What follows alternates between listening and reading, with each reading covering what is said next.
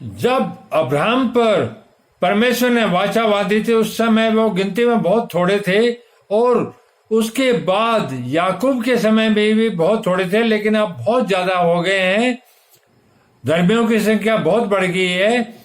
तो उसकी चिंता करने की जरूरत नहीं है। परमेश्वर के पास सामर्थ्य है, वो कितनों का भी भला कर सकता है। उस समय तो वह गिनती में थोड़े थे, वरन बहुत ही थोड़े, और उस देश में परदेशी थे।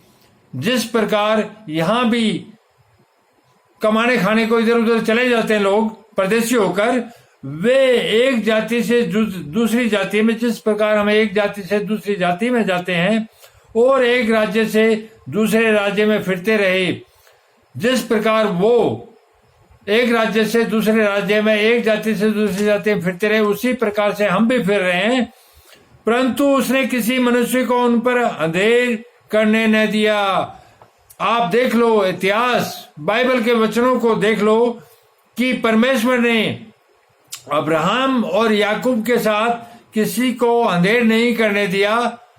कोई राजा भी उनके साथ अंधेर नहीं कर पाया, और वह राजाओं को उनके निमित्त यह धमकी देता था, जबकि राजाओं को याकूब और इब्राहिम दोनों धमकी भी देते थे।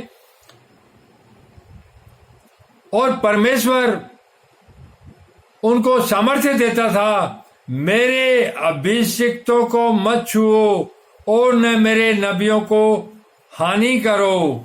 ये परमेश्वर का वचन है कि मेरे अभिषिक्तों अब्राहिम और याकूब दोनों परमेश्वर यहोवा के अभिषिक्त थे कि इनको मत छूना। तो क्या उनको कोई छू पाया? धरती पर कोई उनको नहीं छू पाया। और न मेरे नबियों को हानि करो, तो कोई किसी नबी को, जो परमेश्वर यहोवा का नबी था, उसको कोई हानि कर पाया?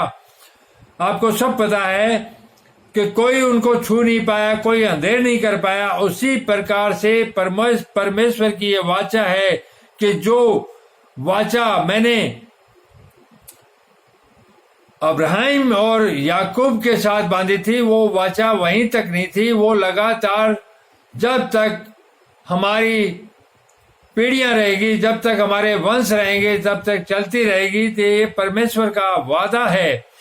इस वादे में चूक इसलिए होती है कि हम गलती से पाप कर बैठते हैं, पाप के कारण परमेश्वर का क्रोध भड़कता है। फिर उसने उस देश में अकाल भेजा और अन्न के सब आधार को दूर कर दिया। यह परमेश्वर ने अब्राहिम और याकूब के लिए किया था, क्योंकि परमेश्वर अपने धर्म, अपने वचनों को जीवित रखने के लिए नबियों को और पवित्र लोगों को भेजता रहता है, ताकि उसके वचनों का प्रचार हो, परमेश्वर का प्रचार हो और परमेश्वर की सत्ता धरती पर स्थापित हो। यही परमेश्वर का उद्देश्य है। इसी पर चलते रहो, आप पर कोई विपत्ति नहीं आएगी, आप पर कोई अंधेर नहीं कर पाएगा और आपको कोई छू नहीं पाएगा।